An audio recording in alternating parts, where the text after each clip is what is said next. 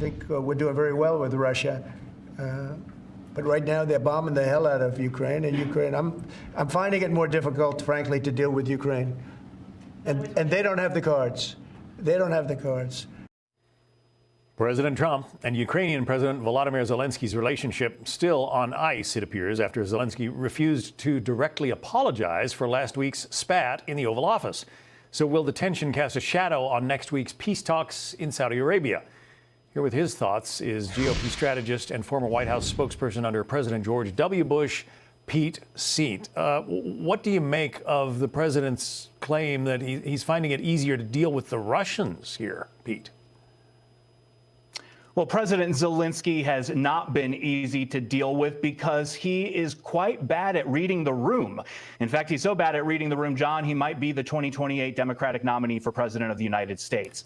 He misread the Oval Office meeting with President Trump and Vice President Vance, and he's misreading the menu of options available to him and to his country. The quicker he grasps that, the better for reaching a peaceful resolution to this conflict. And President Trump is correct that right now, Russia holds the cards. They are the aggressor. They are the invader. They would have to lay down their arms. But the United States, as the mediator in a peaceful negotiation, we also have cards to play.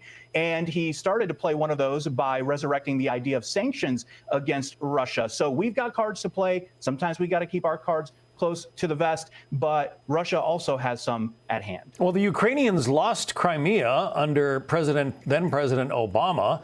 Then they lose part of the Donbass under President Biden. What is the motivation for Zelensky to just say, okay, you know, a much more powerful, bigger neighbor has grabbed my land, and we're just going to call an end to it?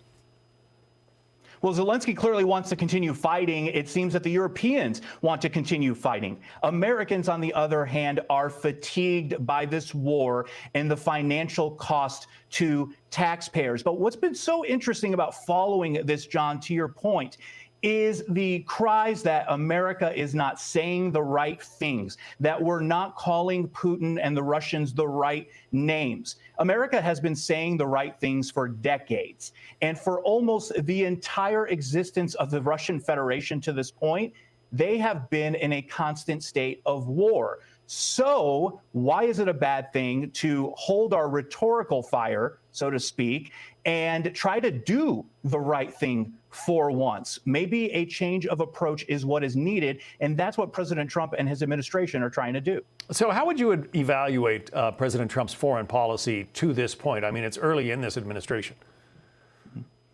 Well, for all the talk that a second Trump presidency would usher in an era of blanket isolationism, just look at the list of accomplishments in less than 2 months.